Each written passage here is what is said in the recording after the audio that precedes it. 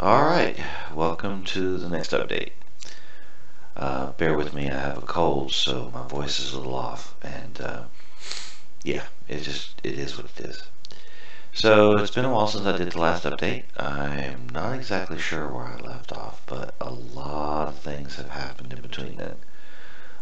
First and foremost, my camera system is closer to where I want it to be. I've got a follow-based camera. So as I move around, the camera is moving to follow. And my movements are still relative to the camera, but that allows me to turn around rapidly. I have targeting system with a target monitor up in the top left. The size is a little larger at the moment. I'm still learning the Unity UI scaling stuff.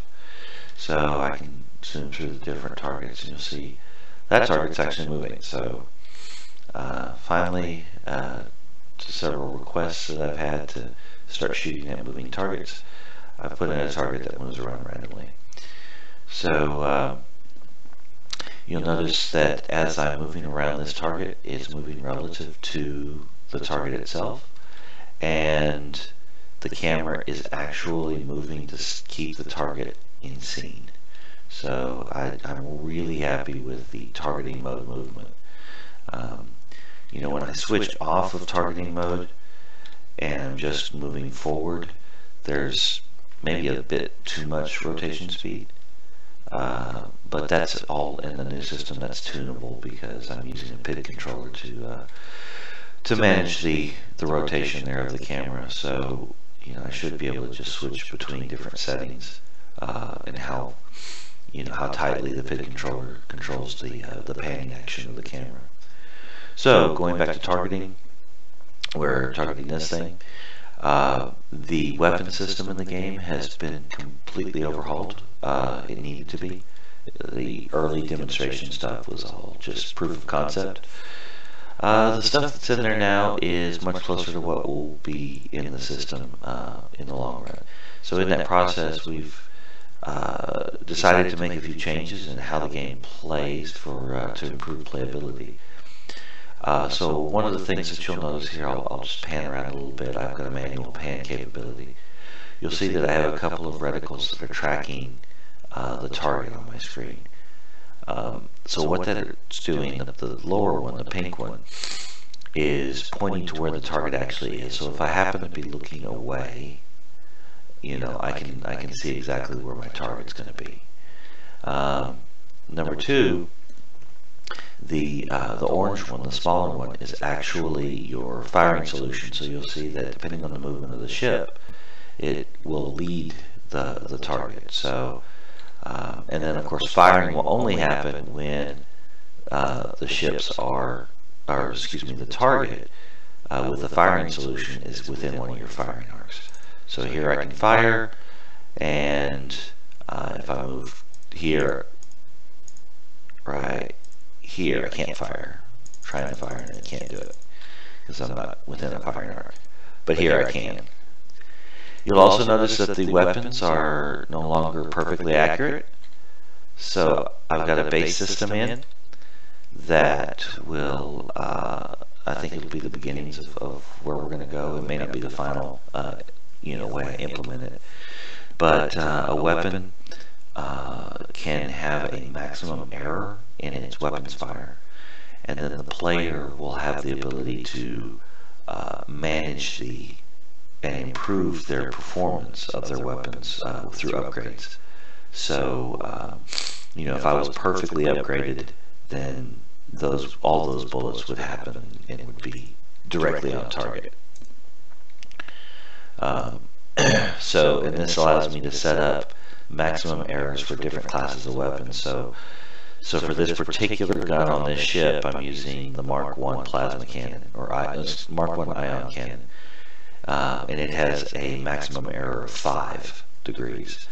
So I could have a Mark II that has a maximum error of 3 degrees, and your upgrades will still scale that error based on whatever you've chosen to upgrade with. So at close range, the error is not very visible, but in long range, you can see that definitely introduces some randomness and some non-perfect play, which is important. The other thing that I've also added is the firing solution. By default is a one-pass solution, so essentially it's predicting based on the current momentum, it's predicting where the target is going, and it leads that target. The that algorithm actually can be upgraded, and you can do 2, 3, 4, 5 pass solutions where you're going to get more fine-grained control. So in this case where I hit, see how I led, and it sort of hit near the front.